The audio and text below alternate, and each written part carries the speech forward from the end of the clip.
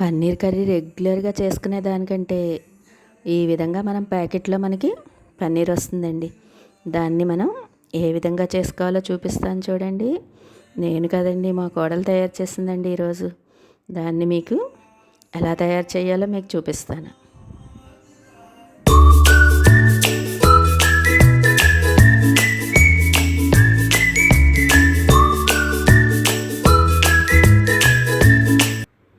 Hi అండి అందరికీ. చూడండి, పన్నీర్ కర్రీ అంటేనే ఇష్టపడిన వాళ్ళు ఎవరుంటారండి? మనం ఎప్పుడైనా సరే పన్నీర్ని రకరకాలుగా తయారు చేసుకుంటాం. పన్నీరు బటర్ మసాలా అని, పన్నీరు టమాటా పేస్ట్ వేసి అలాగ రకరకాలుగా తయారు చేసుకుంటామండి. కానీ ఈ విధంగా హలో టెంప్టే అని చెప్పి పన్నీర్ వస్తుందండి ప్యాకెట్. ఆ ప్యాకెట్ తెప్పించి ఈరోజు మా కోడలు మా బాబు కోసం అని చెప్పి ఈ రెసిపీ చేసిందండి. అసలు ఎంత బాగా వచ్చిందో చెప్తాను కదా మీకు.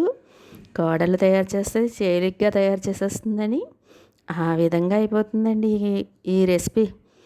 చక్కగా మీరు కూడా ఒకసారి ట్రై చేసి చూడండి.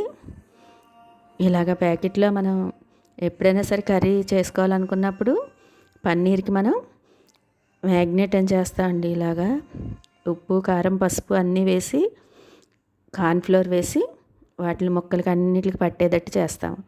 అలా కాకుండా డైరెక్ట్గానే ఆ కోటింగ్ అంతా వచ్చేసి మనకి ప్యాకెట్లో తయారైపోయి ఉంటుంది. దానికి మనం ఎక్స్ట్రాగా పేస్ట్ ఎలా తయారు చేసుకోవాలో మీకు చూపిస్తుంది మా కోడలండి.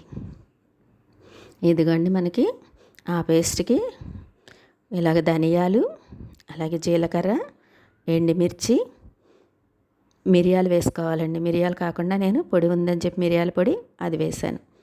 ఇలా డ్రై రోస్ట్ చేసేసుకుని అది బాగా చల్లారాక మనం మిక్సీలో ఆడేసుకోవాలి, పేస్ట్లా తయారు చేసుకోవాలి.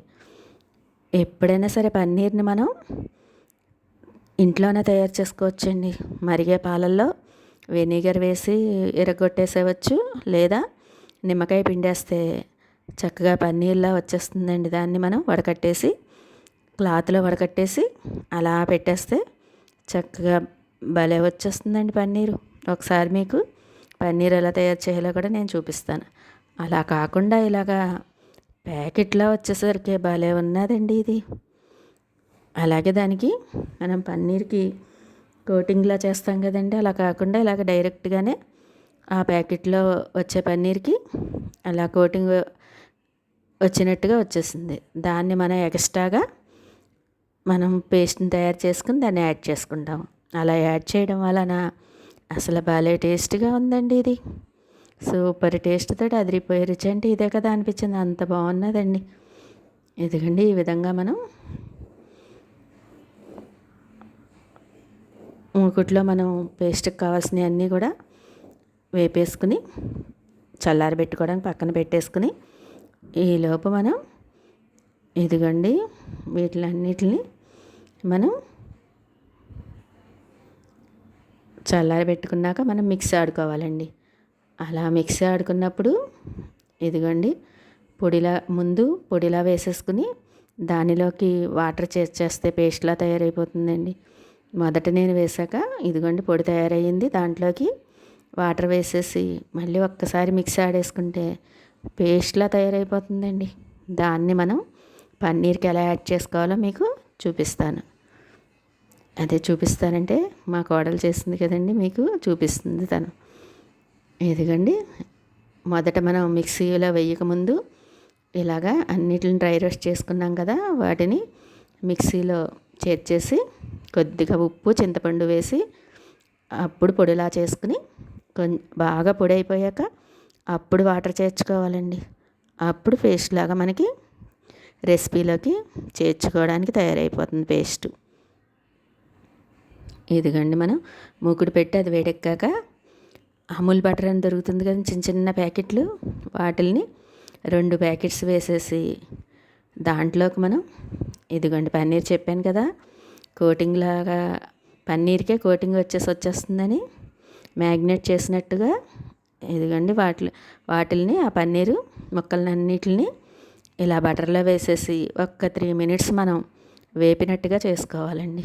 అలా చేసుకున్నాక అప్పుడు దాంట్లోకి మనం తయారు చేసిన పేస్ట్ని వేసేసుకుని బాగా కలుపుకుంటే మనకి ఎంతో టేస్టీ కర్రీ తయారైపోతుందండి.